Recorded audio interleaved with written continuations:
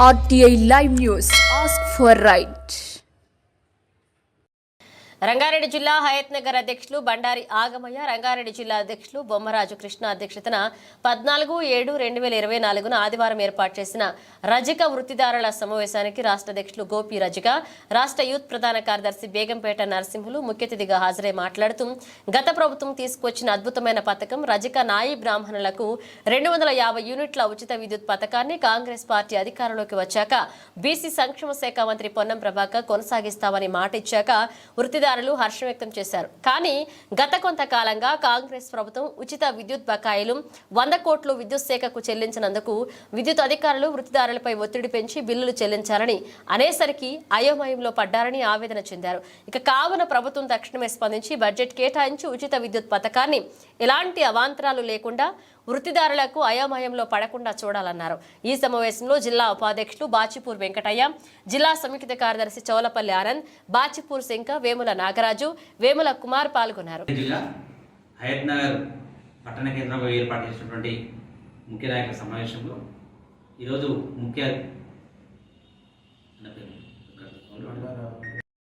బండారి ఆగమయ్య అధ్యక్షతన, అదేవిధంగా జిల్లా అధ్యక్షులు బొమ్మరాజు కృష్ణ అధ్యక్షతన ఏర్పాటు చేసినటువంటి ఈ సమావేశానికి ముఖ్య అతిథిగా రాష్ట్ర యూత్ ప్రధాన కార్యదర్శి బేగంపేట నరసింహులు, అదేవిధంగా రాష్ట్ర అధ్యక్షులు గోపి రజక,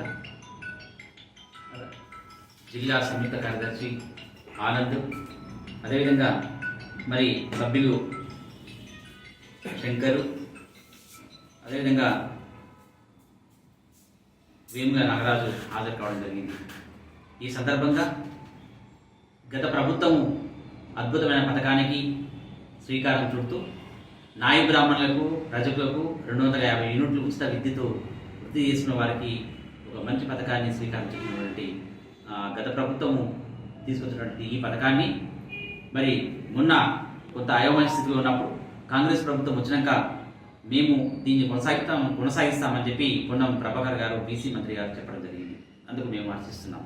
కానీ మరి ఈ ప్రభుత్వం వచ్చినప్పటి నుండి నేటి వరకు ఏదైతే విద్యుత్ బిల్లు బకాయి ఉన్నాయో 100 కోట్లు ఇంతవరకు చెల్లించినటువంటి పరిస్థితుల్లో విద్యుత్ శాఖకు చెల్లించినందుకు ఈరోజు వృత్తిదారులపైన వేటు పడుతుంది. విద్యుత్ శాఖ వారు అధికారులందరూ మరి మా వృత్తిదారులను అడిగి మీరు బిల్లులు కట్టాలని చెప్పి ఒత్తిడి చేయడం జరుగుతుంది. అందుకు ఏదైతే వృత్తిదారులు ఉంటారో నాయ బ్రాహ్మణ్స్ కానీ రజకులు కానీ మరి అయోమయ స్థితిలో ఉన్నటువంటి పరిస్థితి ఉంది.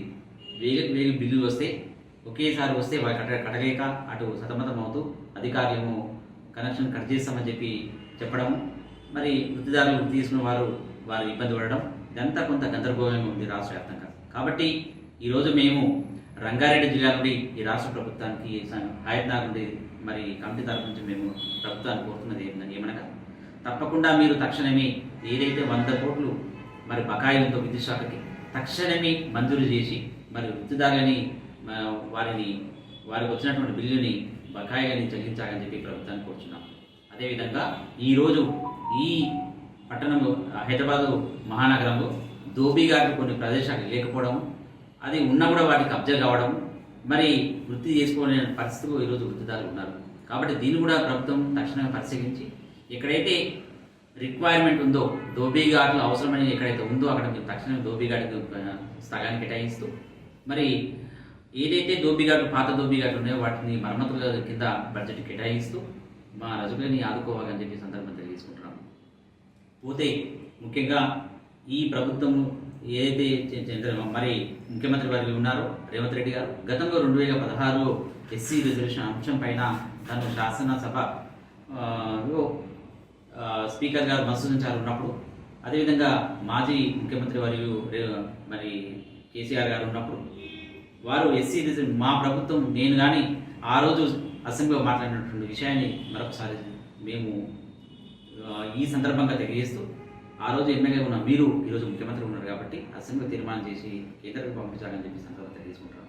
కాబట్టి వీటన్నిటిని పరిశీలించి రజకులకు సముచితమైనటువంటి న్యాయం చేస్తారని ఈ ప్రభుత్వం పైన మాకు ప్రగాఢ విశ్వాసం ఉంది.